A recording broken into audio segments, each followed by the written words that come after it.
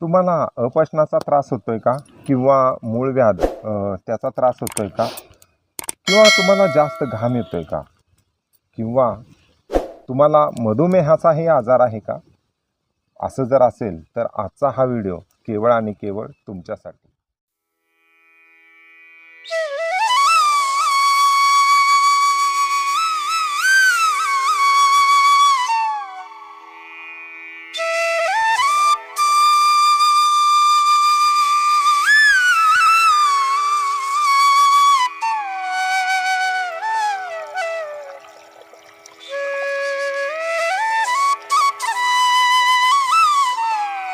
शेतकरी खाद्य संस्कृतीचे थेट शेतातून दर्शन घडवणारे एकमेव चॅनल गावाकडची चूल या चॅनलला सबस्क्राईब करा, व्हिडिओला लाईक करा आणि शेअर करायला विसरू नका.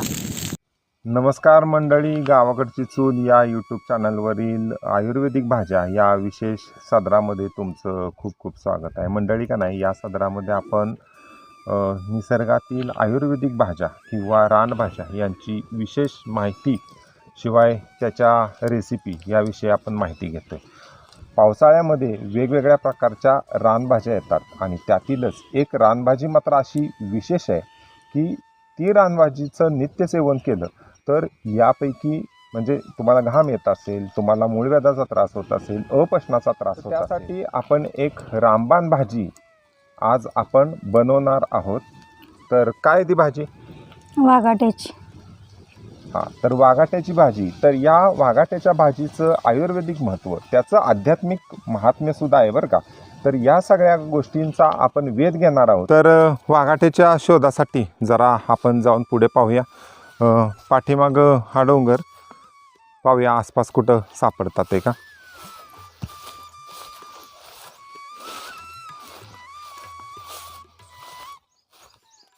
हे आमचं ऊसाचं शेत आहे हो, आणि या ऊसाच्या शेताला जंगली श्वापदांचा खूप त्रास होतो. त्याच्यामुळे ही आपण ही झटका मशीन लावलेली आहे. आता ही झटका मशीन ह्याच्यामध्ये इलेक्ट्रिक करंट सोडला जातो, परंतु हा करंट जो आहे तो म्हणजे केवळ झटका देतो फक्त, म्हणजे शॉक बसू शकतो जनावराला एवढं, म्हणजे जेणेकरून ते घाबरल आणि पळून जाईल आणि मुख्य पिकाला त्याचा काही धोका होणार नाही. तर ह्याच्यासाठी म्हणजे हरणांसाठी म्हणा किंवा बाकीचे नीलगाई वगैरे प्राणी आहेत, तर ह्या प्राणी आपल्या ऊसाच्या मुख्य पिकामध्ये येऊ नयेत म्हणून ही जुजबी व्यवस्था केलेली आहे. ह्याचं सुद्धा काही 100% खात्री देता येत नाही, हे टिकेलच. आता पावसाळा आहे त्याच्यामुळं सध्या ह्याची काही गरज भासणार नाही, त्याच्यामुळे हे बंद करून ठेवलेलं आहे आम्ही. पण ज्या वेळेला उन्हाळा असतो त्यावेळेला मात्र हे पूर्ण चालू करतो आम्ही. तर आपण निघालोय वाघाट्याच्या शोधासाठी. तर वाघाट्याचा शोध घेत घेत आपण ह्या डोंगराच्या मध्यावरती आलो. पाठीमागं बघा, शेवटी मला सापडलीच ही वाघाट्याची आहे जाळी.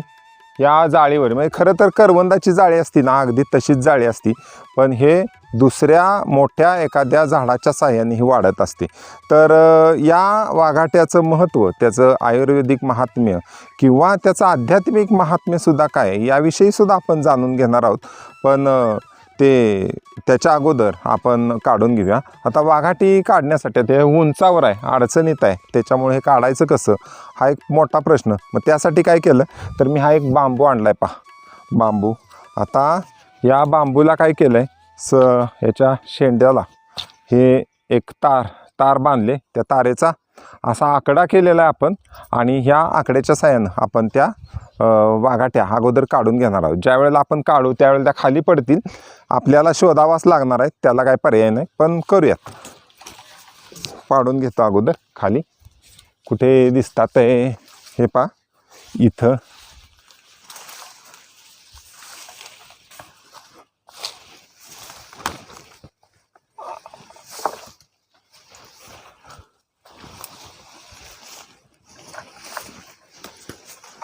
जाळी जरा अडचणीत असल्यामुळं काढून घेऊ आपण.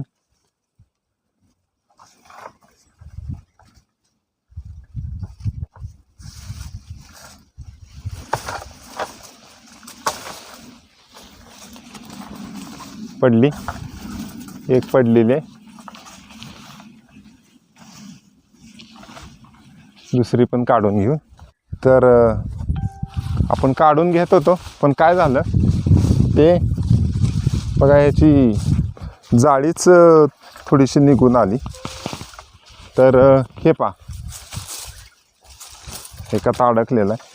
काय ह्याचं वैशिष्ट्य, हे खूप कठीण फळ असतं. खरं तर बरं झालं ह्याची फांदीच आली परत. कसं आहे हे पहा, हे खूप कठीण असतं. हे अशा प्रकारे असतं, म्हणजे ज्याप्रमाणे पेरू असतो त्याप्रमाणे म्हणजे पेरू, लहान पेरू ज्याप्रमाणे असतो त्याप्रमाणेच ह्याची रचना आहे. पण हे खूप कठीण देठ, पण ह्याचा देठ पण पहा किती कठीण असा देठ आहे. हा देठ खूप कठीण आहे. किती जरी तुम्ही हे ओढलत केलं तरीसुद्धा हे तुटणार नाही. आता हे बघा, हे देठातून नाही तर हा देठाच्या बुंद्यापासून तुटून आलं. तर अशा प्रकारे हे वाघाट असतं. अशा वाघाट्याचं म्हणजे याच्यामध्ये आपण नंतर फोडून ह्याचं बी कसं असतं काय हे आपण तुम्हाला दाखवणारच आहोत. पण पहा, म्हणजे निसर्गात अगदी नैसर्गिक पद्धतीनं वाढलेलं, म्हणजे ह्याला याच्यावर कुठलाही रोग नाही. पहा किती जंगली असून सुद्धा याच्यावरती कुठलाही रोग नाही. पानाला काटे असतात आणि याची पानंसुद्धा बघा, पानं ही सुद्धा करवंदीची पानं असतात त्याप्रमाणे ह्याची पानं असतात. तर अशा प्रकारे आपण ही वाघाटे, आता दुसरं अजून एक वाघाटं होतं ह्याला, ते पण काढून घेऊ. अजून एक लहान आहे पण भाजीसाठी आपल्याला निश्चितच ते उपयोगी पडेल. काढून घेऊया. तर हे काटाचं असल्यामुळे बघा हे सगळं शर्टामध्ये वगैरे अडकते, पण ठीक आहे, हरकत नाही. तर हे अशा प्रकारचे हे वाघाटे आपण अजून काय सापडतात आहे का बघूया आणि तर करूया याची भाजी.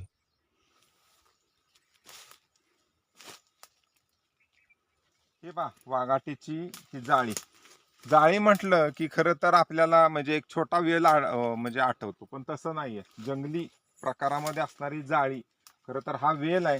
जरी हा मोठा बुंदा दिसत असला तरी हा वेल आहे. बघा, या वेलावरती सुद्धा बारीक बारीक काटे आहेत. म्हणजे जसं मगाशी त्या फांदीला जसे काटे होते तसे ह्या बुंद्याला सुद्धा अगदी काटे आहेत आणि खूप कठीण असतं हे. आता हे वरची साल थोडीशी मऊ वाटते पण खूप कठीण असतं. तर हा आता हे दुसरं झाड आहे बघा, हे कुठलं तरी दुसरं झाड आहे. या झाडाच्या आधारानं ही वाघाटीची वेल अशी वरती गेलेली आहे. आणि जे मगाशी आपण काढला, ज्या वाघाट्या काढल्या ते याच्या शेंड्यावरती जी काही फळं होती तेच आपण ह्याच्यामध्ये काढले. तर ह्या वाघाट्यांना गोविंद फळ असं सुद्धा म्हटलं जातं. आता गोविंद फळ का म्हटलं जातं याच्याविषयी सुद्धा थोडीशी कल्पना आहे. पण या सगळ्या गोष्टी आपण रेसिपी करताना निश्चितच मी तुम्हाला सांगणार आहे.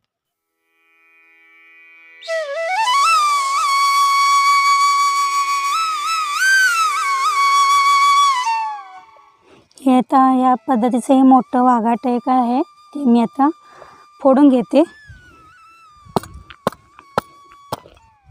हे अशा पद्धतीनं हे कठीण असतं त्यामुळे त्याला ते खलबत्ता किंवा दगडानं चेचून घ्यावं लागतं. ह्यातलं हे असं हे काय अशा पद्धतीनं हे निघतं बारीक बारीक बी निघून.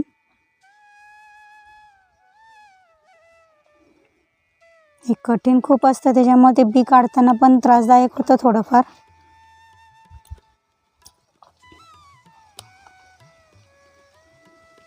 नक्की ना, याच्यामध्ये बी काळं बी आहे ना का पांढरं आहे? मला वाटतं दोन्ही पण मिक्स आहे. काळं वरनं काळं आवरण आहे आणि आतनं पांढरं बी आहे.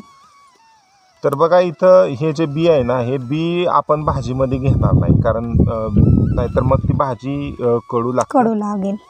त्याच्यामुळं केवळ त्याची जी साल किंवा बी काढल्यानंतर फक्त जी साल आहे ना तीच आपण भाजीसाठी केवळ घेणार आहोत. आता कसं आहे, ही आहे जंगली वनस्पती, याच्यामध्येच नुसतं बीच ह्याच्यामध्ये जास्त असतं. म्हणजे ज्याप्रमाणे करवंदा, जर जंगली करवंद तुम्ही खाल्ली असतील तर त्याच्यामध्ये केवळ बघा आतमध्ये बी असतं आणि बाहेरच्या बाजूनं गाभा असतो. अगदी त्याचप्रमाणे ह्या वाघाट्याचं आहे, याच्यामध्ये बाहेरच्या बाजून थोडासा गाभा असतो. जसं आता हे जे मोडलं आहे ना, हे एवढंच केवळ भाजीसाठी आपण उपयोगात आणणार आहोत.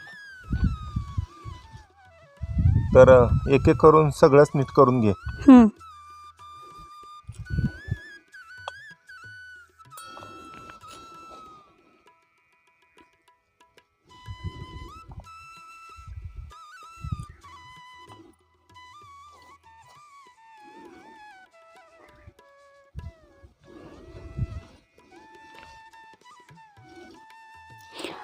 हे वाघाटे बी काढून घेतले.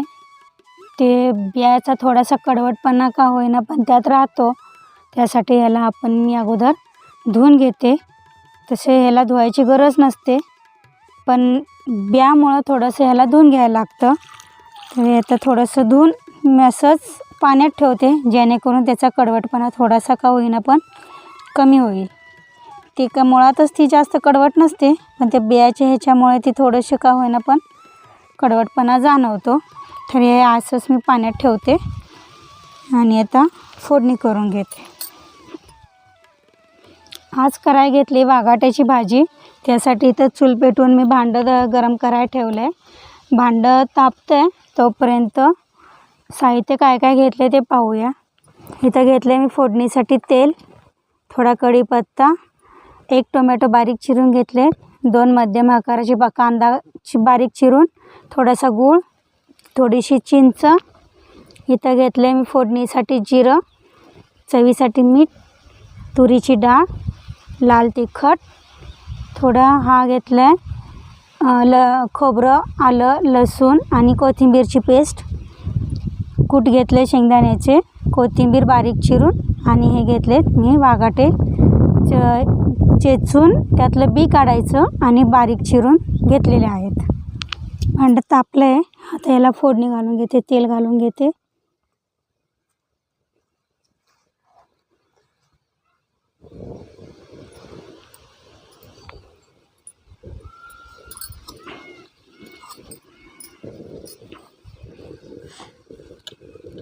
तेल तापले, कढीपत्ता टाकून घेते, कडलंय चांगलंच.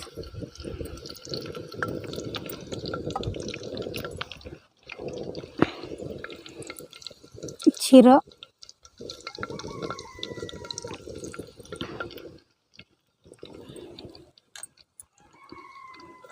कांदा,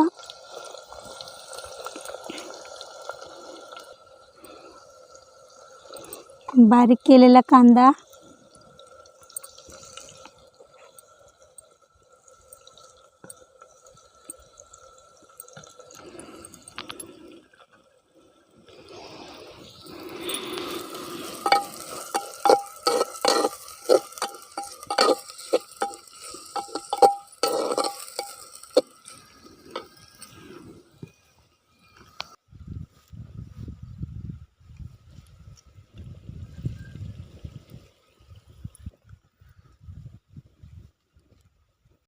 तर कांदा भाजला आहे. यात आता टोमॅटो घालून घेते.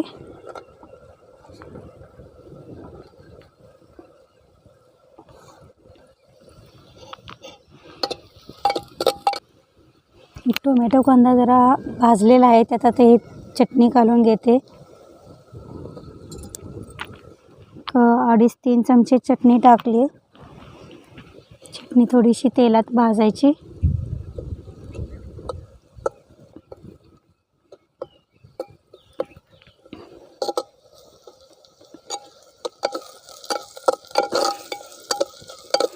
हे हे खोबरं, लसूण आणि कोथिंबीरची पेस्ट घेते, चेचून घेतला हा खलबत्त्यात.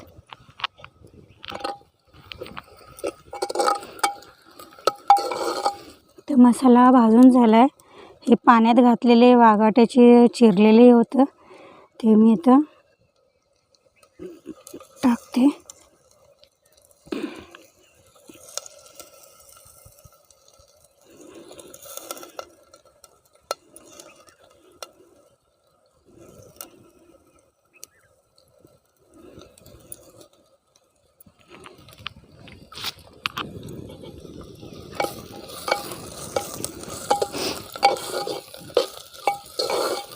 मसाल्यात थोडंसं भाजून त्यात पाणी ओतायचं.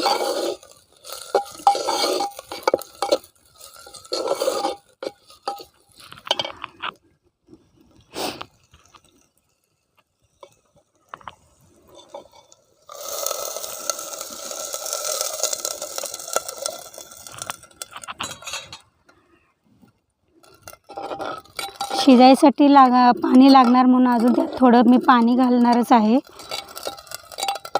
आणि आता उकळून द्यायचं चांगलं. त्यात अजून मीठ घालायचं.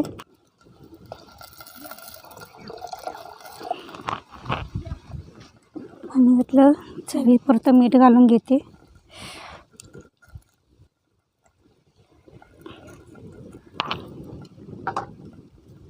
यातच थोडीशी मी तुरीची डाळ पण वापरते,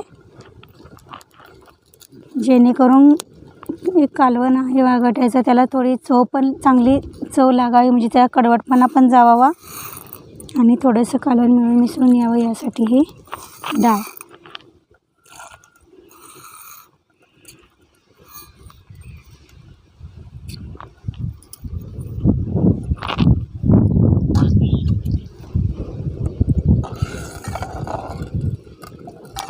ह्याला आता एक चांगली उकळी आणून द्यायची, म्हणजे उकळलं की पटकन शिजून येते. तर मंडळी, वाघाट्याची भाजी ही अशी आपण शिजत घातलेली. याचं मी आयुर्वेदिक महत्त्व हे सुद्धा मी तुम्हाला सांगणार आहे, त्यामुळे हा व्हिडिओ तुम्ही पाहत राहा. हे कालवणातच मी थोडंसं ह्या वाघाट्याचा कडूपणा कमी येण्यासाठी म्हणून हा गुळाचा खडा टाकते. थोडंसं आंबट काय ते म्हणतात तसं तिखट गोड अशी आमटी होण्यासाठी, आणि त्याबरोबरच हे थोडीशी चिंच पण टाकते, की जेणेकरून त्याला थोडंसं आंबट असं पण त्यात चव मिक्स व्हावी, जेणेकरून सगळ्या चवींची काय म्हणतात त्याला साग्र संगीत अशी ही भाजी होते. मग तिखट, गोड, आंबट, कडू, खारट अशी सगळ्याची मिळून ती भाजी तयार होते. या भाजीला झाकून ठेवते म्हणजे पटकन उकळी येईल. तर वाघाटे किंवा त्याला गोविंद फळ असं सुद्धा म्हटलं जातं. गोविंद फळ पेरूच्या आकाराचं, म्हणजे छोट्या पेरूच्या आकाराचं हे फळ अतिशय कठीण असतं. या फळाला गोविंद फळ असं सुद्धा म्हटलं जातं, वाघाटे म्हटलं जातं, काही ठिकाणी वाघोटा असं सुद्धा याचं नाव आहे. गोविंद फळ वारकऱ्यांच्यामध्ये एक अशी श्रद्धा आहे की या गोविंद फळाची ज्या वेळेला आपण भाजी खातो त्यावेळेला आपल्या अंतःकरणामधून गोविंद गोविंद या नामाचा जप अखंड वर्षभर म्हणजे पुढच्या द्वादशीपर्यंत राहावा, या दृष्टीनं द्वादशीच्या दिवशी या गोविंद फळाची किंवा वाघाट्याची भाजी ही उपवास सोडण्यासाठी खाल्ली जाते. दुसरी गोष्ट असं, हे झालं अध्यात्माविषयी. आध्यात्मिक नातं हे अशा पद्धतीनं या उपवासाशी जोडलं गेलेलं आहे. पण खरं सांगायचं झालं तर गोविंद फळ हे आयुर्वेदामधलं एक वरदान आहे. गोविंद फळाची भाजी किंवा वाघाट्याची भाजी खाल्ल्याने आपल्याला पचनाचे आजार हे मुळात होणारच नाही. पावसाळ्यामध्ये काही वेळेला रोगट हवामान असतं आणि त्यामुळं आपल्याला पचनाचे काही विकार जडण्याची शक्यता नाकारता येत नाही. म्हणून पचनाच्या आजारांमध्ये या गोविंद फळाच्या भाजीचं उपयोग होतो.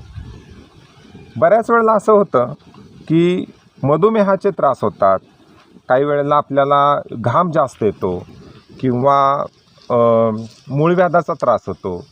तर हे आजार का जडतात बरं? तर उष्णता शरीरातली वाढली की असे आजार जडतात. हां, नेमका तोच धागा पकडून या गोविंद फळाची निसर्गानं निर्मिती केलेली आहे.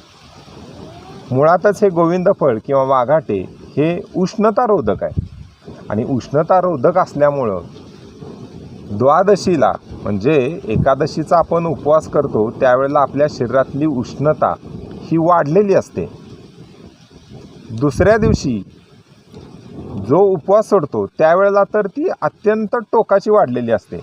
आणि अशा वेळेला जर आपण या फळाची जर आपण भाजी करून खाल्ली तर हे पचनास मदत तर करतं, शिवाय शरीरातली उष्णतासुद्धा कमी करतं. आणि त्यामुळं ही द्वादशीला भाजी उपवास सोडण्यासाठी खाल्ली जाते.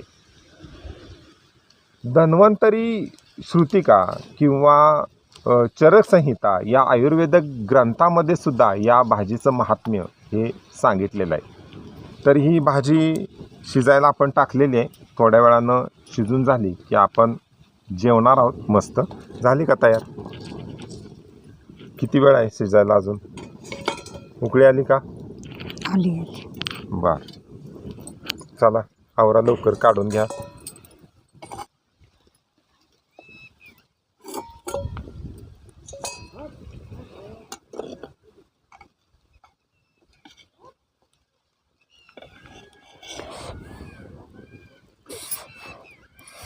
गरम आहे की हो, भाजतंय. हा शिजले का बघ हा मात्र. हे बघा हे शिजले. चला म्हणजे यात भाजी आता तर तयार झाली. कूट आणि कोथिंबीर घालून घेते. कूट आपण अगोदर टाकलं नाही, नाही का? नाही नाही, बर ठीक आहे. कूट टाकलं.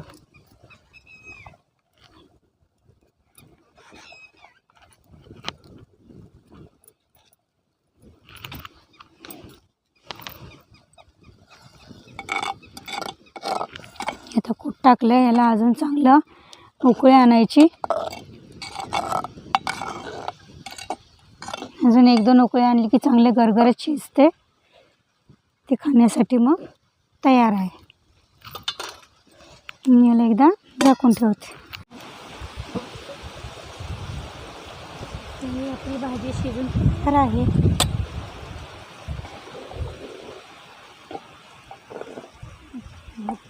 रबीत अशी झालेली आहे एकदम.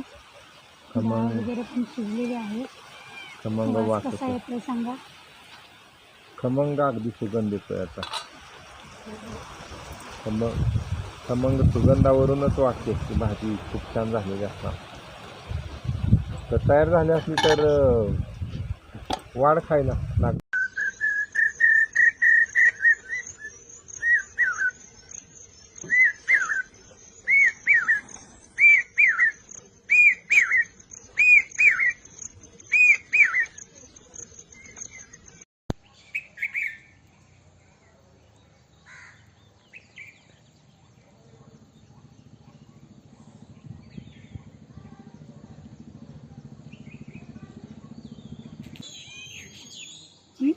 कशी झाली तेवढी टेस्ट चव सांगा ना मला. हो हो हो बघणारच आहे.